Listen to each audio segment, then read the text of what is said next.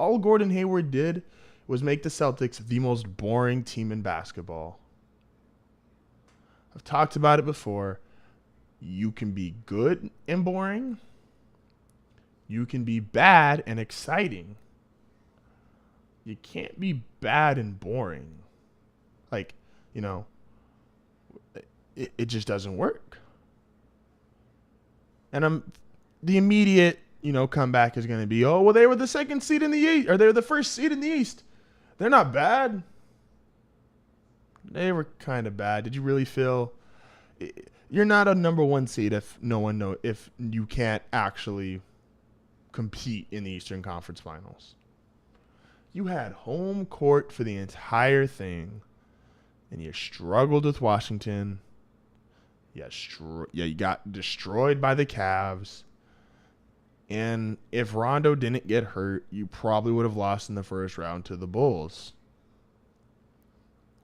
They're not bad in terms of, they're not what the Sacramento Kings were. They're not what the New Jersey Nets are. But they're still not good. And the synonym for not good is bad. But regardless of bad, that's not what we're here to argue. Gordon Hayward is boring. Look, there's 5 ways to really be exciting in basketball. There's dunks. There's now 3-point shooting thanks to Steph Curry. There is blocks. There is fancy passing assists.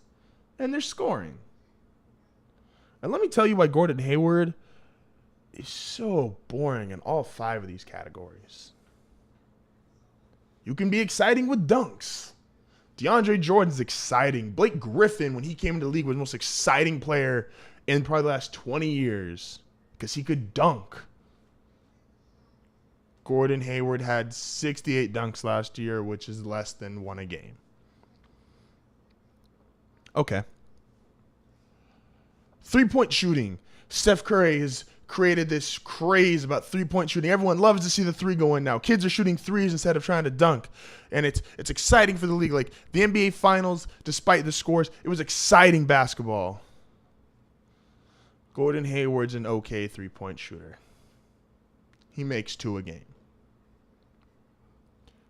Block shots. Dikembe Mutombo, despite almost no offense, became a household name and was exciting because he could block the shot. He could block the basketball.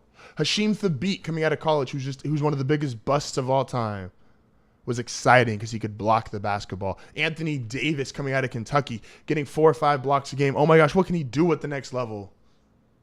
Gordon Hayward gets 0.3. Passing. Magic Johnson, Chris Paul, even LeBron, like these guys who could make these crazy passes, were flashy passes. It was exciting. Hayward gives you 3.5 assists, and I don't think I've seen him on SportsCenter top 10 for a pass once. Scoring, the most fundamental form of excitement. Like, guys, you could use basic and below star level guys. Nick Young just signed with the Warriors. You know why Nick Young's exciting? Because he can score. Why is a guy like Kevin Durant exciting? Because he can score. Gordon Hayward, yeah, he scores 22 points a game, but he's not an exciting scorer. These are the guys that Gordon Hayward scores like. Rip Hamilton, LaMarcus Aldridge, David West. Now, when I say he's boring, it doesn't mean he's a bad player. Rip Hamilton was a good player. LaMarcus Aldridge is a good player. David West is a good player. Tim Duncan was one of the most boring players ever, and he's a top 5, 10 player all time. But he's still boring. Like, that doesn't change you. Just because you're good doesn't mean that you're not boring. The most exciting player I've seen in the last 15 years is Kobe Bryant. Talk about him a lot on this show. You know why Kobe was exciting? Think about those 5 things I just said. Kobe could dunk the ball, especially early in his career, was probably the most electrifying dunker in the league. Three-point shooting, while he was not a great three-point shooter, he was one of the streakiest three-point shooters, and that got you excited. Was he going to go on a run tonight? Was this going to be the night he went 9 of 11, 9 of 12 from 3? Kobe has, you don't think of Kobe as a shot blocker, but there's videos on YouTube. Go check them out.